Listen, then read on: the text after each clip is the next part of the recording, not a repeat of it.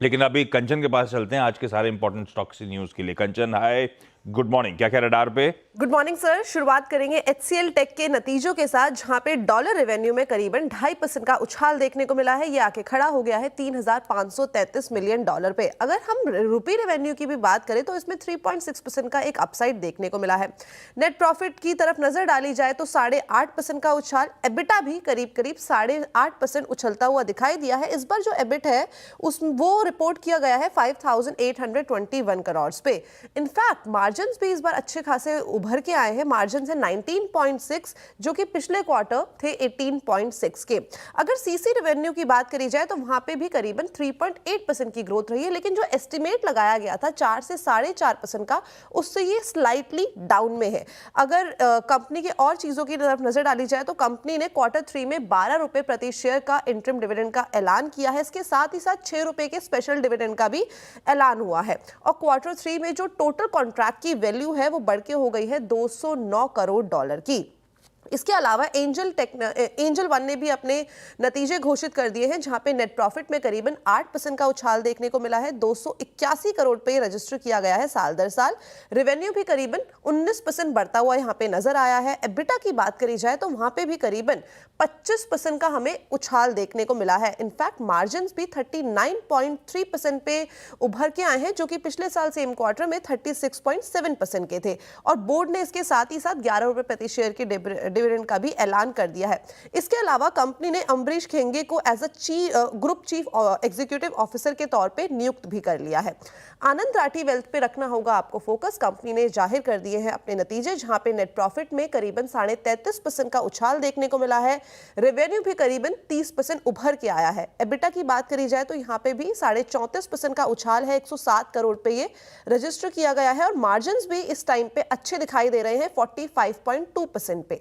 In fact delta Corp की तरफ नजर डाले तो यहाँ पे जो नेट प्रॉफिट है वहां पे तो हमें स्लाइट अपटेक देखने को मिल रहा है, यानी कि 3.5% का। लेकिन जो रेवेन्यू है वो 7.5% हमें साल दर साल घटता हुआ नजर आया है। ऑपरेशनल नंबर्स की बात करी जाए, यानी कि सबसे पहले एबिटा, यहाँ पे जो एबिटा है वो रिपोर्ट किया गया है 42.4% पे, यानी कि इसमें भी एक गिरावट देखने को मिली है।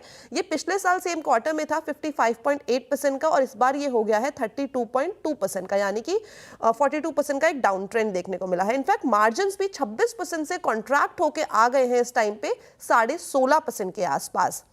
हिमाद्री केमिकल्स पे रखिएगा नजर। यहाँ पे जो नेट प्रॉफिट है उसमें करीबन 30.5% का उछाल देखने को मिला है। 142 पे ये रजिस्टर किया गया है। रेवेन्यू 8.5% उभर के आया है। इनफैक्ट जो ऑपरेशनल नंबर है एबिटा में भी 27% का उछाल है।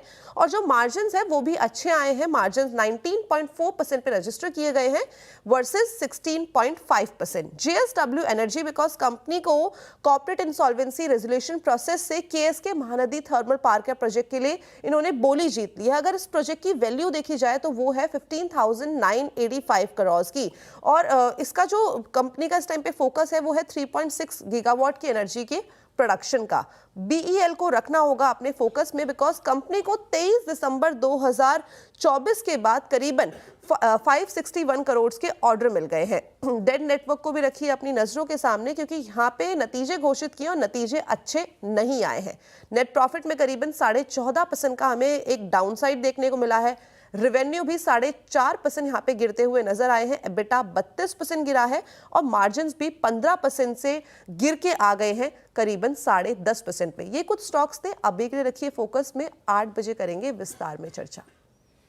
चलिए रखिए इन स्टॉक्स को रडार पे। क्विकली छोटा सा ब्रेक ले रहा हूं। ब्रेक के उस पर जब लौटूंगा तो आज का इवेंट्स कैलेंडर याद आया यार, वो महाकुंभ के फुटेजेस नहीं दिखा रहे, लाइव विजुअल्स आ रहे हैं, दिखा के ब्रेक लीजिएगा। ब्रेक के उस पर ना सिर्फ इवेंट्स कैलेंडर बट साथ में कमोडिटी करेंसी मार्केट की स्ट्रैटेजी।